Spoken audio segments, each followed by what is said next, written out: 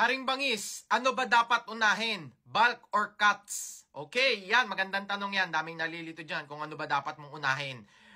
Depende. Ito ang pinakamagandang sagot dyan. Depende. Ano ba yung body type mo ngayon? Mataba ka ba ngayon? Payat na payat ka ba ngayon? So, nakadepende po yan. Hindi kita pwedeng sagutin dyan sa tanong mo kung ano ba dapat unahin kasi hindi ko naman alam yung katawan mo. Hindi ko alam yung body type mo, yung metabolism mo, anong goal mo. Hindi ko alam. Pero ito, sige, magbibigay tayo. Halimbawa, mataba ka. O hindi naman, sakto lang. Ano lang, tawag dito, skinny fat. Tumulo pa yung laway ko. Skinny fat, di ba? Meron yan, yung parang mataba siya, pero parang walang muscle.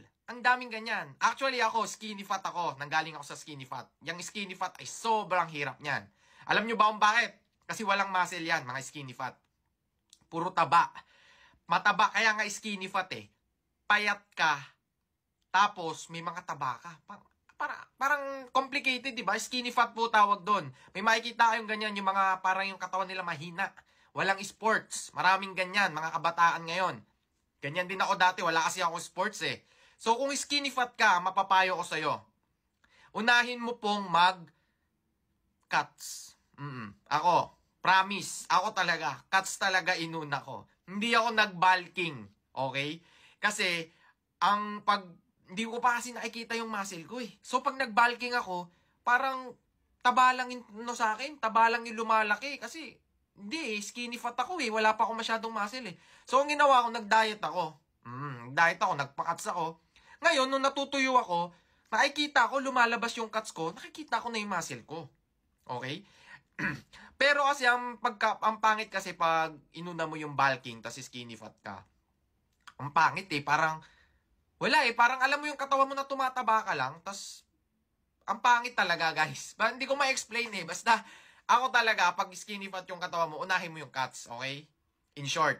Pero naman, kung payat ka, eto naman, sinasabi ko meron naman mga gantong tao yung batak na batak yung katawan. Yung payat siya, pero may mga muscle-muscle. Ito naman yung mga masyadong athletic.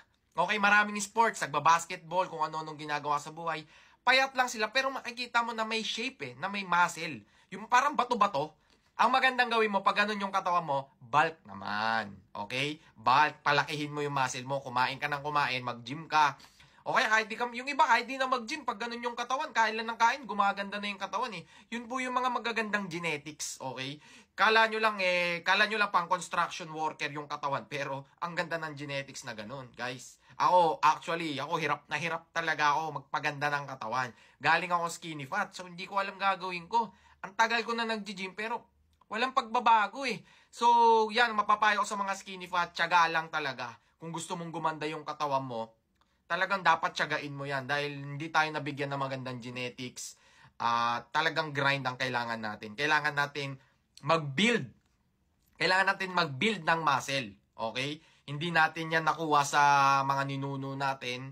Pero kailangan natin gawin yan. Kailangan natin i-build. Bawat strands ng muscle fibers, kailangan natin gawin yan. Kailangan natin mag-grind. Okay? So, yun mapapayo ko kung skinny fat ka.